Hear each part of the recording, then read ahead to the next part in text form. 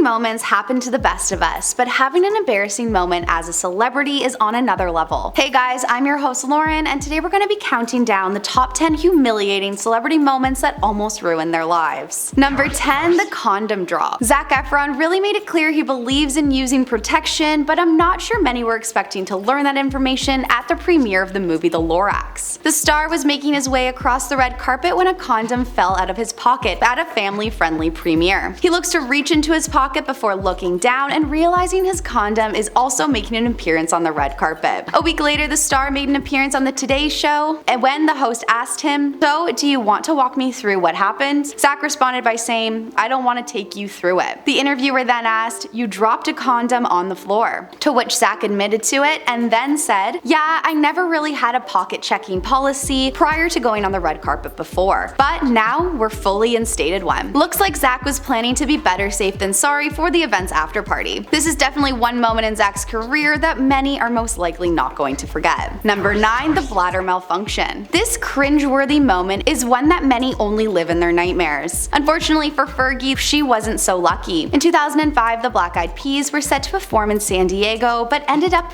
running extremely late. Reportedly, the traffic was so insane that day that by the time they arrived there wasn't much to do but get ready and rush to the stage. They were then pushed to go greet the waiting fans, and even though Fergie was desperately had to go to the bathroom, the show must go on. They started off by performing the song Let's Get It Started, and it wasn't too long after that poor Fergie couldn't hold it any longer and she peed her pants. Of course, the jokes started coming in and pictures were taken pretty quickly. Of course, with the most famous jokes being, "What is this, Black Eyed Peas?" Fergie later did an interview with Ebo in the morning on Hot 97, and she explained what happened that night. She said, "I'm running on and we jump to do Let's Get It Started, and I get crazy and jump and run across the stage, and my adrenaline was going, and gosh, I wish it didn't happen. It was so embarrassing." Number 8, Miss Universe. The Miss Universe clip from 2015 when Steve Harvey is announcing the winner is a clip I personally can't handle watching. The secondhand embarrassment is very real when it comes to this one. The host for Miss Universe 2015 was none other than Steve Harvey. He really seemed to find himself in the middle of confusion on the stage in the finale. Steve announced Miss Colombia as the winner instead of Miss Philippines, who was the actual winner. When he recalls this incredibly awkward night, he says, "It was a painful night there. Oh God, I didn't know the pain I was in. I didn't know how bad the mistake was." Even though it clearly looked like it was his fault, he stands by that he was a victim in this. The host said when they ran through the show in rehearsals, they would only read out the 2 names, the second runner-up and Miss Universe herself. Steve claims that a last-minute change to read 3 names on stage that night is what caused all the chaos. He explains, "In the teleprompter after I announced the second runner-up, the teleprompter said, and the next 2015 Miss Universe is," and the man in my ear said, "Read the next name on the card, Steve." He continued by sharing that he read the next name on the card and made the mistake by saying Miss Columbia. Reportedly, Steve didn't even know how big of a mistake it was until he went backstage. He recalls what he did after that as completely stupid. He says to the interviewer that he went back out there to explain the mistake, saying, "I should have just let them announce it the next day in the newspaper. I wouldn't have got caught up in none of